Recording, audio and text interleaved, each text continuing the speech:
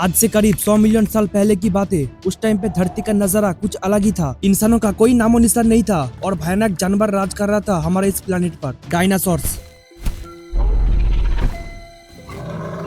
ऐसे डायनासोर्स जो इतने बड़े बिल्डिंगों से भी ऊंचे होते थे। डायनासोर्स की जबड़ा इतना बड़ा था आपके हड्डियों को 1 सेकंड में चकनाचूर कर सकता था और उनके रफ्तार भी इतना था कि 90 किलोमीटर पर आवर की स्पीड से दौड़ सकता था। डायनासोर्स इस प्लेनेट पे 170 मिलियन सालों से भी ज्यादा टाइम के लिए राज किया था। लेकिन एक दिन एक ऐसी घटना होती है, डायनासोर्स धरती से हमेशा के लिए गायब हो जाता है। एग्जैक्टली क्या हुआ और कैसे हुआ, आइए समझाते हैं आपको आज की इस वीडियो में। तो कहानी की शुरुआत शुरू से करते हैं और टाइम में पीछे चलते हैं कई मिलियन साल पीछे।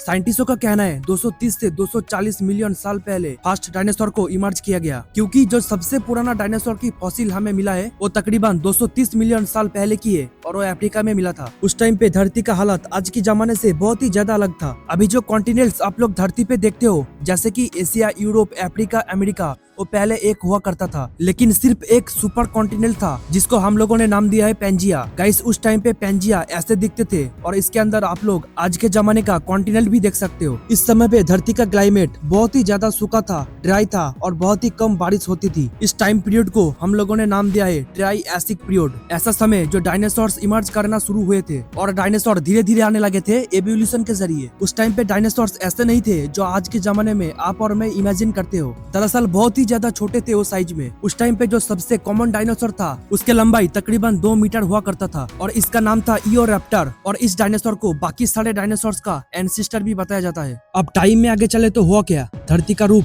धीरे धीरे बदलने लगे थे। उसके बाद तकरीबन 201 मिलियन ईयर्स पहले ट्राइएसिक पीरियड खत्म हुआ, जब अचानक से धरती का क्लाइमेट ही बदल गया। पेंजिया जो सुपर कॉन्टिनेंट्स था वो धीरे धीरे बिखरने लगे थे। सुपर कॉन्टिनेंट में क्रैक आने लगे और बड़े बड़े वोल्केनिक एक्सप्लोजन हुए। धरती पे कई जगह पे ज्वालामुखी फटे, जिसके वजह से कार्बन डाइऑक्साइड बहुत ही ज्यादा रिलीज हुआ और इसके साथ साथ सल्फर डाइऑक्साइड भी रिलीज हुआ। जब सल्फर डाइऑक्साइड और एरोसॉल्स जब एटमॉस्फेयर पे जाके मिले तब सनलाइट ब्लॉक हो गया था और धरती पूरी तरीके से कूलिंग हो गई। समंदर के पानी भी एसिडिफिकेशन से बदलने लगे थे। कार्बन और सल्फर जब पानी में मिल गए तब समंदर के पानी का जो एसिडिफिकेशन था वो कई मात्रा पे ज्यादा बढ़ गया था। दरअसल धरती का क्लाइमेट बहुत ही स्पीड से चेंज हो रहा था और जो भी एनिमल उस टाइम पे एग्जिस्ट करता था उसके लिए सर्वाइव करना मुश्किल हो चुके थे। ज्यादातर रेप्टाइल्स कोल्ड ब्लडेड एनिमल्स थे और उनके लिए टेम्परेचर को अचानक से चेंज करना पॉसिबल नहीं था। लेकिन दूसरी ओर डायनासोर रोम ब्लडेड थे, जैसे कि इंसानों की तरह डायनासोर टेम्परेचर को अचानक से चेंज कर सकता था। तकरीबन 6 लाख सालों तक ये वोल्केनिक एक्सप्लोजन चलती रही, जिस वजह से सारे रेप्टाइल्स एनिमल धरती से पूरी तरीके से खत्म हो गया था। लेकिन अब धरती पे बचे सिर्फ 4 एनिमल, जैसे कि डायनासोर्स, क्रोकोडाइल, टर्टल्स और अर्ली मैमल्स। और इस इवेंट को बुलाया जाता है ट्राइएसिक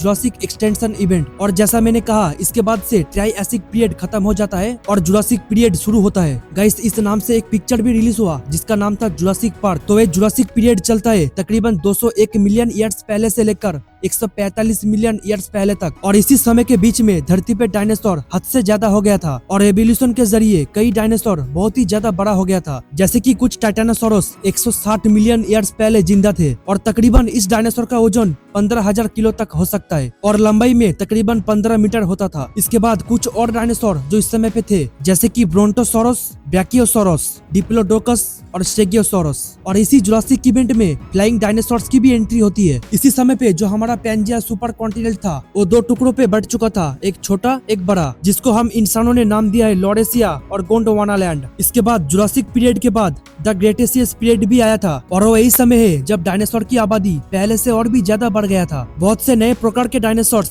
इस पीरियड में आने लगे। टी-रेक्स जो फिल्मों में दिखाया जाता है सबसे ज्यादा फेमस डायनासोर, वो एक्चुअली क्रेटेशियस पीरियड में एग्जिस्ट करता था और क्रेटेशियस पीरियड सबसे लंबा था डायनासोर की पूरी जिंदगी में। ये तकरीबन 145 मिलियन ईयर्स पहले शुरू होता है और 65 मिलियन ईयर्स तक चलता है। डायनासोर के लिए सब कुछ अच्छा चल रहा था, लेकिन एक दिन कुछ ऐसा होता है, डायनासोर धरती से पूरी तरीके से खत्म हो जाता है।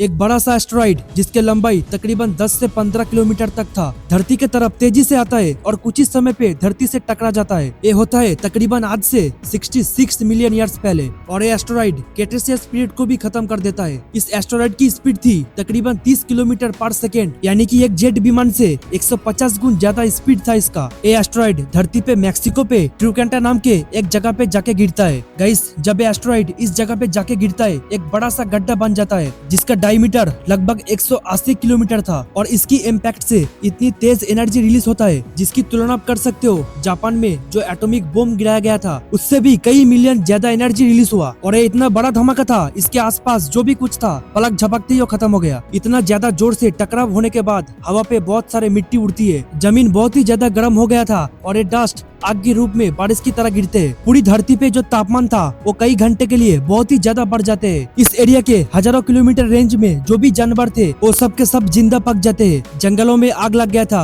बड़े बड़े सुनामी आने लगे थे, तकरीबन 2 किलोमीटर ऊंचा सुनामी आया था और ज्वालामुखी दोबारा फटने लगे थे। इसके अलावा आसमान से एसिड बारिश भी गिरता है और धरती पर कई जगहों पे भूकंप भी आते हैं। इम्पैक्ट की वजह से धरती से आसमानों पे जो धूल मिट्टी फैल गया था उसके वजह से सनलाइट आना ब्लॉक हो गया था तकरीबन 1 साल के लिए, जिसकी वजह से धरती बहुत ही ज्यादा ठंडा हो गया था और जितनी भी एनिमल्स थे वो सब के सब मारे जाते हैं क्योंकि 1 साल तक सनलाइट पूरी तरीके से ब्लॉक थी, प्लांट्स नहीं उग पा रहे थे और जानवरों को खाना भी नहीं मिल रहे थे, जिस वजह से जितने भी छोटे से छोटे जानवर था वो सब के सब पूरी तरीके से खत्म हो गया था। गाइस, आप लोग सोच सकते हो एक एस्टेरॉइड की वजह से धरती का क्लाइमेट पूरी तरीके से बदल गया था, जिसके बाद इंसानों की इस धरती पे जन्म हुआ। तो गाइस, यही था कुछ आज का वीडियो। अगर आपको वीडियो पसंद आए तो लाइक, शेयर एंड कमेंट करना मत भूलना। तो चलो मिलते हैं आपसे नेक्स्ट वीडियो में।